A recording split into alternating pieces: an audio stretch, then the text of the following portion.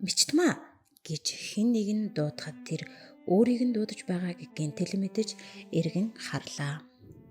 Шүгэр барьж зогсох эгчийгээ таниад яг юу гэж хэлэхээ мэдэхгүй "Өө та юу" гэж дуу муутайхан хэлв. "Үгүй чи чинь энэ усан борооноор юу хийж гадаа зогсож байгаа юм бэ? Наад дайшинс чинь бүр шалдан орчихож.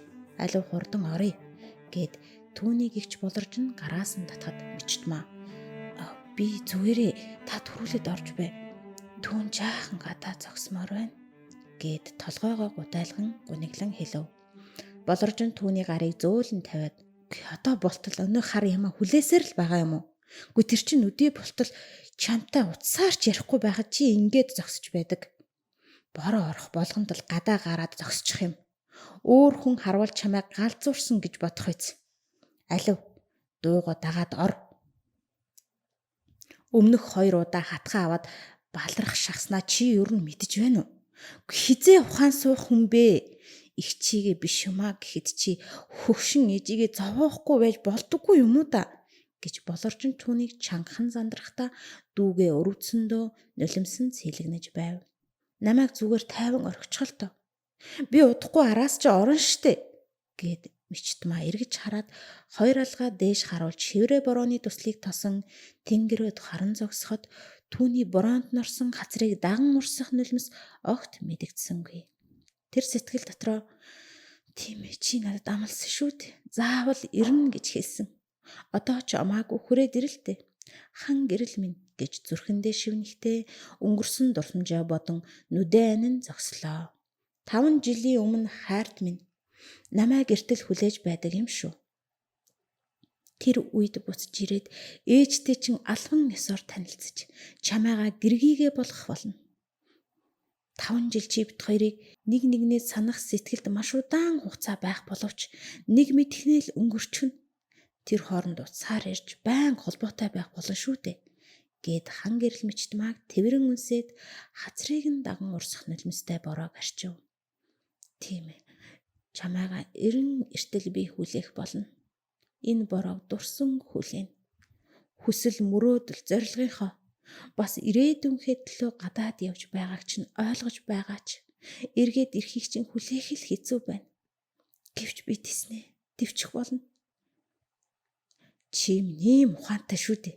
Харин чамайгаа хизээч мартахгүй. Цаг минут, секунд бүрт захаа бичиж уцаар ярих болно." Мичтмаад 5 жилийн өмнөх энэ л газраа энэ л бороотой энэ дурсамж яг одоо болж буймад төсөөлж нүдээ нээтэл яг л хിവэрээ нэвт норч уйлсаар зогссноо мэдээд мэгшин уйллаа. Болорч нь дүүгээ хэсэг аргадаж хамт уйллаа. "Одоо миний дүү гэртээ оръё. Гар хөлчин даарчихсан байна. Их чинь чамаас гууж байна штэ. Миний дүүд гэрэлцэн сайхан ирээдүй би дахиад дурлна, дахиад хайрлна. Чи хамгийн гол нь төвчих хэрэгтэй" хэмээн арай гэж аргадаж чадав. Мичтмаа эгчийнхээ үгэнд орохоос өөр арга байсангүй.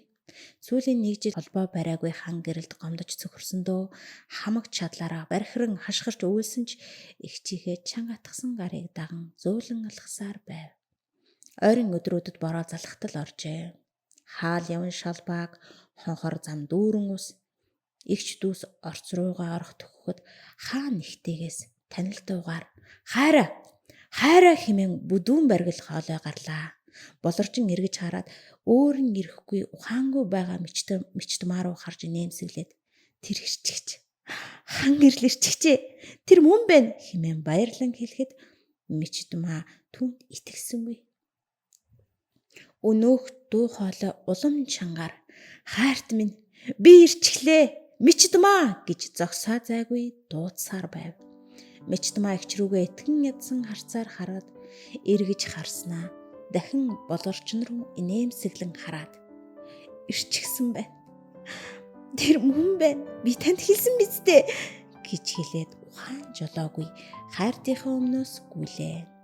Болорчин дүүгийнхээ хайрттайгаа хэрхэн уйлалдан уулзаж, ширүүсэн орох бороонд үнсэлцэж, гомдож түнэрхэж, нэгнээ хайрлаж, баярлаж, жаргалтай байгааг нь харан санаа алдан зогсохдоо өөрийн ирэхгүй нулимс асгаруулан инээмсэглэв.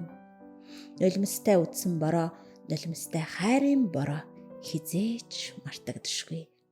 Тэд бороонд нороогүй, хайрандаа норжээ.